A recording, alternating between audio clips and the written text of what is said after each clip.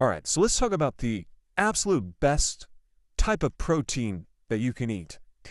Well, it's the egg, and we're going to talk about why. I mean, even some of the pharmaceutical companies right now are looking at ways of extracting certain proteins from eggs and using them in pharmaceuticals because of the wide spectrum of benefits.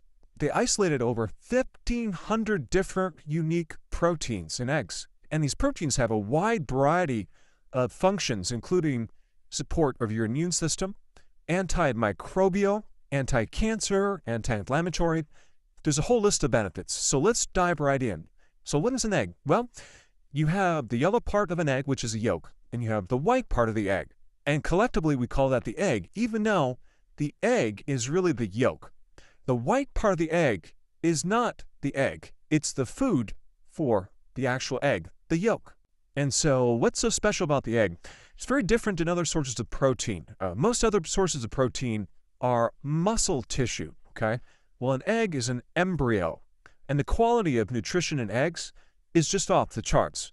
It has a higher quality of amino acids than any other protein out there except breast milk. And it has probably one of the most diverse bands of nutrients, okay, of any of the proteins, as well as the bioavailability of nutrients. It has pretty much all of the fat-soluble vitamins. It has virtually all water-soluble vitamins as well, except vitamin C. So it's a quality source of protein. Of course, if you're not consuming conventional eggs, the best type of eggs you should get would be pasture-raised organic eggs. Now, if you can actually raise your own chickens, get your own eggs, that would be the best thing. That's what I'm doing. Or get eggs from the farmer's market, because depending on the diet of the chicken, there is huge variances of nutrients. If the diet of the chicken is just right, you can get up to 20 times more vitamin E, up to 5 times as much vitamin D, up to 10 times the vitamin A. I'm talking about retinol, the bioactive form of vitamin A, and even up to 6 times the selenium. Now, unfortunately, in 1968, the egg has gotten a bad rap due to this whole cholesterol issue.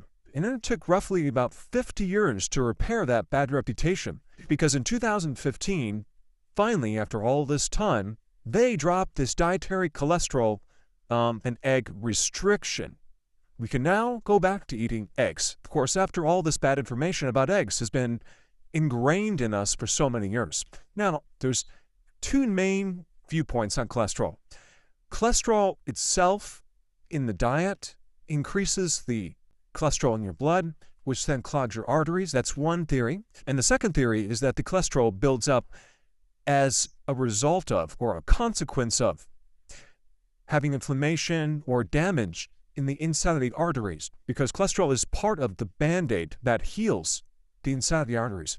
And based on a lot of quality research, the second theory is more probable. So let's go through some of the nitty-gritty. Protein. Okay, as far as protein goes, a lot of different sources of protein don't end up as body tissue protein. A good amount of that is wasted either as nitrogen waste or it is turned into glucose.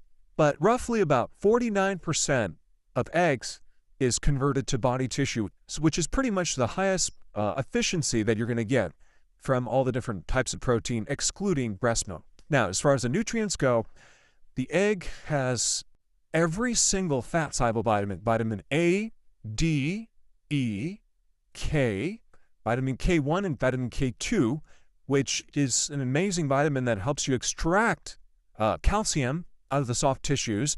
So these fat-soluble vitamins are essential in brain health, in hormone health, in your eyes.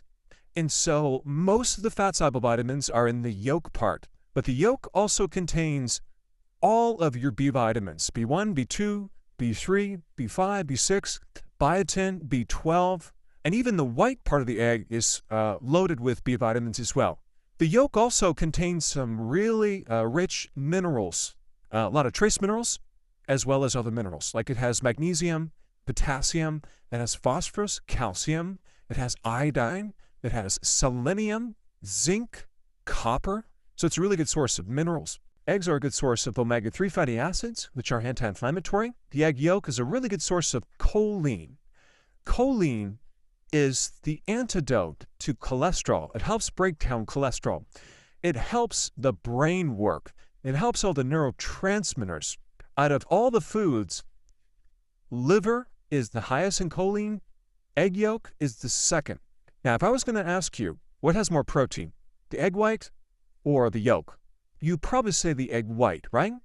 Well, actually, that's not true. The egg yolk has 15% protein and the egg white only has 11% protein, which is actually quite interesting because you have people that think they're getting more protein from the egg whites when they're not.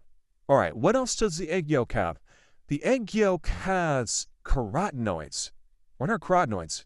Well, carotenoids are compounds that give you additional health benefits, like lutein and zeaxanthin, which both are crucial for preventing macular degeneration and supporting the eye, especially if you're diabetic. They are now finding that eggs have a wide range of antimicrobial properties, especially for your gut. Eggs are a great source of antioxidants. Eggs have certain proteins that are anti-inflammatory. And like I said before, eggs have properties that help counter cancer and tumors. Eggs also have immunoregulatory properties that support things like IBS, colitis, other inflammatory conditions of the gut. And if you think about it, colostrum is in milk, and that supports the immune system of a growing calf, and also if it's breast milk of a growing baby. Well, eggs also has its own colostrum for a growing chick.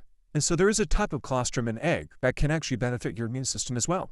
There's even some interesting proteins in eggs that help lower your blood pressure. So how many eggs should you consume in a day? Well, it really depends on your size and your desire for eating eggs. I consume roughly at least 4, sometimes 8 eggs every single day.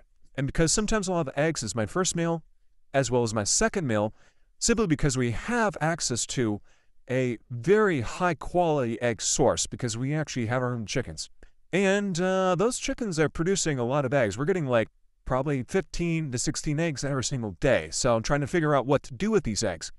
But if you have any hesitation about eggs, thinking that it's bad for your cholesterol, I created this video for you to watch right here. Check it out.